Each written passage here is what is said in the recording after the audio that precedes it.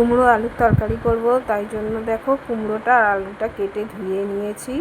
ডুমো ডুমো করে কুমড়োটা কেটেছি, সবজি ধুয়েছি। এবার দেখো কিছুটা মশলা, তেজপাতা, শুকনো লঙ্কা আর জিরে তেলের মধ্যে দিয়ে দিলাম ফোড়নে। ফোড়নটা হোক একটু, তেজপাতা, শুকনো লঙ্কা আর সাদা জিরে। এবার আমি আলু দেব, আলুটাকে ভাজবো। আলু দিয়েছি, আলু ভাজবো। শিলের মধ্যে শুকনো কাঁচা লঙ্কা আর আদা বাটা নিয়েছি, ভাজা ভাজা করছি। এবার এতে দেখো টমেটো, নারকেল কোড়া আর আদা আর কাঁচা লঙ্কা বাটা প্লেটের মধ্যে নিয়েছি। একটু ছোলা ভিজিয়ে রেখেছিলাম, সেই ছোলাটা। এবার সবজিটা দেখো আমার ভাজা ভাজা হয়েই এসে কিছুটা। এবার নারকেলটা দিয়ে দিয়েছি, নারকেল দিয়ে নাড়ছি, এবার টমেটোটা দিয়ে দেবো, যে টমেটোটা কেটে রেখেছিলাম দিয়ে দিলাম। টমেটোটা দিয়ে কিছুক্ষণ কষাবো। এবার এতে কিছুটা কষিয়ে নিয়েছি।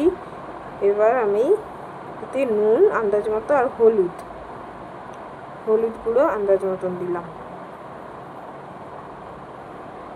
এবার এটা কিছুক্ষণ নাড়বো মশলাটা। এবারে সেই আদা আর কাঁচা লঙ্কা বাটাটা দিয়ে দিলাম। এবার এই আদা কাঁচা লঙ্কা বাটা দিয়ে কিছুক্ষণ নাড়বো। লাল লাল করে ভেজেছি। একটু ধনের গুঁড়ো আর জিরের গুঁড়ো একসাথে পাইল করেছিলাম, দিয়ে দিলাম। এবার এই ধনের গুঁড়ো জিরের গুঁড়োটা দিয়েও কিছুক্ষণ নাড়বো। ছোলাটা দিয়ে দিলাম, যে ছোলাটা ভিজিয়ে রেখেছিলাম ওটা দিয়ে দিলাম।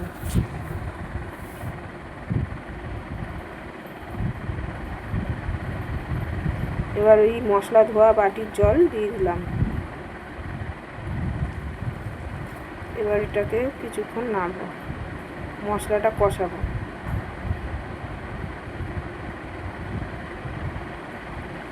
মশলাটা কষিয়েছি, দেখো গায়ে গায়ে লেগেছে। মশলাটা কষিয়ে নিয়েছি আমি। এবার কিছুক্ষণ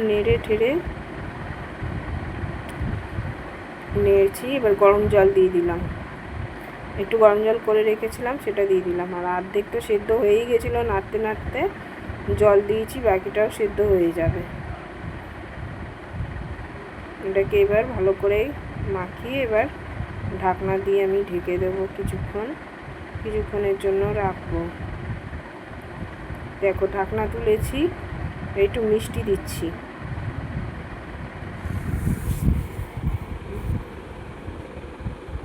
মিষ্টি দিয়ে দিলাম, ঢেকে দিলাম। এবার দেখো আমার তরকারি রেডি, কুমড়ো আলুর তরকারি। রঙটা কি সুন্দর এসছে না?